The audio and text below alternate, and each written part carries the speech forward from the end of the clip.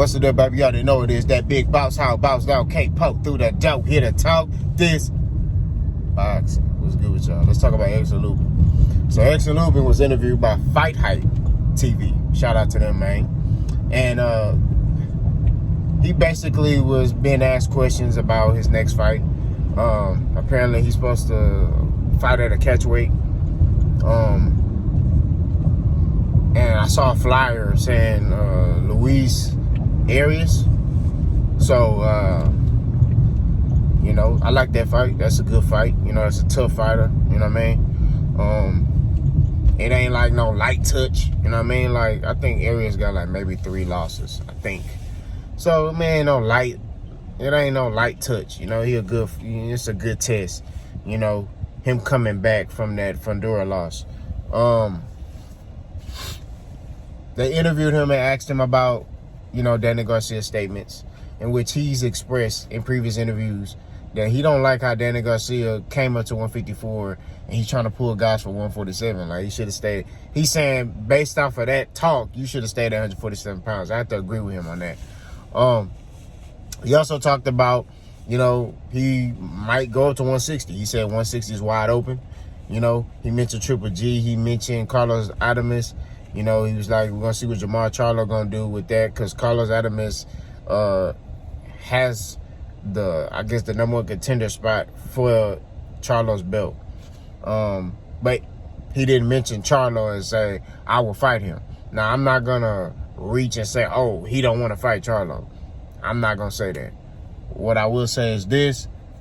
I feel like if the opportunity presents itself, he'll fight Big Charlo. But I think he understands that's not no easy fight. You know what I mean? But he'll take it. They talked about also Just With Her. And Just With Her called out Jamar Charlo and Jamel Charlo. You know, which I'll make a video about that.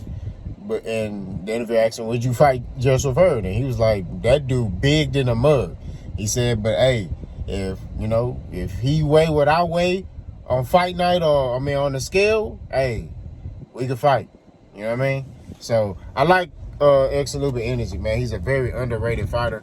His losses don't, if you look at his just record, like, right, it doesn't explain him as a fighter. Some people write people off because, oh, you lost twice. You know, it's like, man, no, dude is a good fighter. Very skillful fighter. Very game fighter. Like, if you have an up-and-coming fighter, right, and you want him to just look at the landscape of fighters to teach him something, Erickson Lubin is a guy you want to show your fighter. You know what I mean? He didn't cry or mope when he lost. He stood on it like a man. I got nothing but respect for Erickson Lubin, man. He a solid dude. You know what I'm saying? Like, he stood on it. Like, yeah, I lost. Okay. I still got that chip on my shoulder. I'm still hungry. You know what I mean? And it's going to make his journey even better when that man become a champion. You know what I mean? I do believe he could become a champion. You know what I mean? I think probably going to be at 160. You know, more than likely. But I think he could become a champion. I think he's that skillful. You know what I mean? He has high ring IQ. He got power. You know what I mean? Dude dangerous, bro. You know what I'm saying? For any fighter. And when he right, it's a wrap. You know what I mean? So I think at times he kind of getting that macho man stuff when he do fight, though. You know what I mean? So if he's able to stay smart, I think he could beat a lot of guys. He also talked about he want a rematch for Fundora. I want to see that fight. That was a good action-packed fight. It was a war. I think what he need to do differently in a Fundora fight this time around, I think he needs to stay in that boy's chest. And he needs to take the Mike Tyson approach. You may be like, what you mean? He ain't Mike Tyson. What I mean is the head movement, right? The head movement. Changing the angles of the feet. You know what I mean? And stay busy and keep Fundora on the ropes. You know what I mean? Fundora can't box off the back foot. You know what I mean? He really can't. I mean, I won't say he can't box. He wants to stand in a phone booth with you. But the thing is, he's tall. He's like 6'5". So if you're able to get in his chest, it's hard for him to, you know what I mean?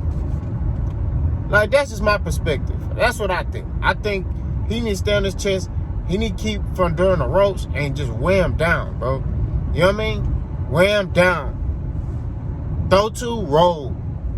Change the angle. Keep throwing. You know what I mean? Like, he got to be in tip-top shape for that fight. You know what I mean? But he said that's in the works. And he said he keep telling his handlers, like, hey, that's the fight I want. I want Fundora at the end of the year or the beginning of next year. Like, that's the fight I want. So, hopefully he can get that fight. You know what I mean? But I like his energy. He in good spirits. Like I said, if I had to break down the Arias fight, like I said, I'm picking Lubin. I think Lubin will beat Arias. I think Lubin will stop Arias. I'm not gonna lie to you. And I say between rounds 8 and 10. I think it's gonna be a very technical fight the first half, and then it's gonna open up, you know. And then I just see Lubin landing that straight left at will, and it's gonna be like a TKO. You know what I'm saying? That's what I see. But y'all let me know what y'all think, man. Boss gone.